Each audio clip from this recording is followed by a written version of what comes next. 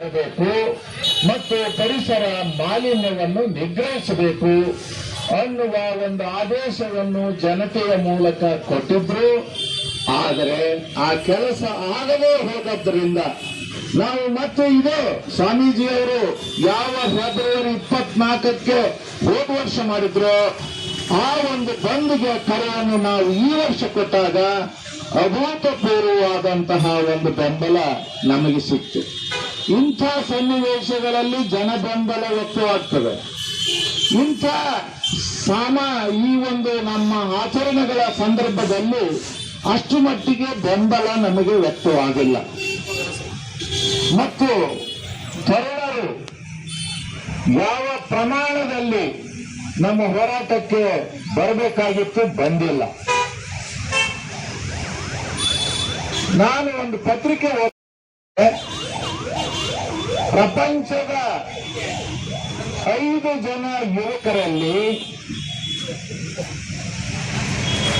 ಒಬ್ಬ ಯುವಕ ಭಾರತೀಯನಿರ್ತಾನೆ. ಅಷ್ಟು ಸಂಖ್ಯೆಯಲ್ಲಿ ನಮ್ಮ ದೇಶದಲ್ಲಿ ಯುವಕರಿದ್ದಾರೆ. ಈ ಯುವಕರೆಲ್ಲ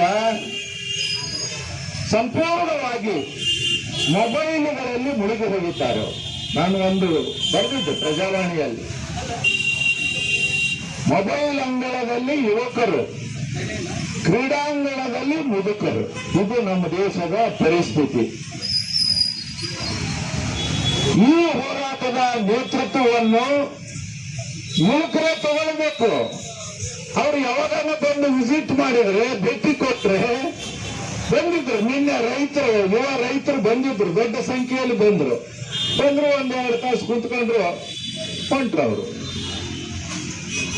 ಇಡೀ ಹೋರಾಟವನ್ನು ನಿವೃತ್ತ ನೌಕರರ ಮೇಲೆ ನಾವು ನಡೆಸ್ತಾ ಇದ್ದೇವೆ. ನಿವೃತ್ತ ನೌಕರರು ನಮಗೆಲ್ಲರೂ ಬರಬೇಕಂತ ಆಸೆ ಇದೆ. ಮಹಿಳೆಯರು ಬರಬೇಕಂದ್ರೂ ಕೂಡ ಈ 3-4 ಜನ ಇವರೇ ಪ್ರಾತಿನಿಧ್ಯ. ಇದು ದೊಡ್ಡ ಸಮಸ್ಯೆಯಾಗಿದೆ.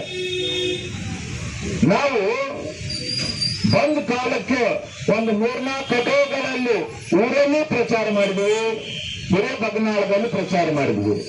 ಈ ಹೋರಾಟಕ್ಕೆ 2-3 ದಿವಸ ಮೊದಲೇ ನಾವು ಶುರು ಮಾಡ್ಲಿಕ್ಕೆ ಹೋದ್ರೆ ತಾಂತ್ರಿಕ ತೊಡಕಿನಿಂದ ನಾವೆಲ್ಲ ರೆಕಾರ್ಡ್ ಮಾಡಿ ಕೊಟ್ಟಿದ್ವಿ.